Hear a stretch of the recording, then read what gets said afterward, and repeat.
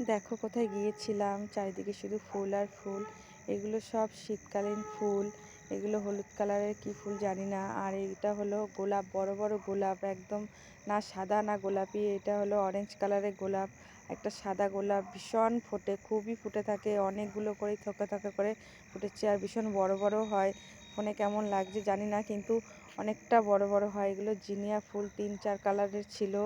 এটা একদম সাদা সাদা, দেখো ছোট ছোট কি ফুল।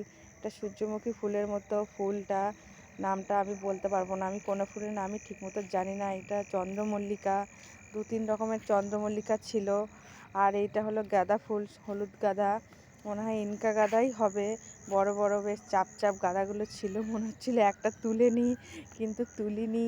আর এটা কলকে ফুলের মতো বেগুনি কালারের কি ফুলটা, তোমরা নাম জেনে থাকলে বলবে কমেন্ট করে। এটা হলো দোপাটি ফুল, দুধে আলতা কালারের, একদম থোকা থোকা দোপাটি ফুলগুলো ফুটেছিল। খুব সুন্দর লাগছিল গাছটা দেখতে।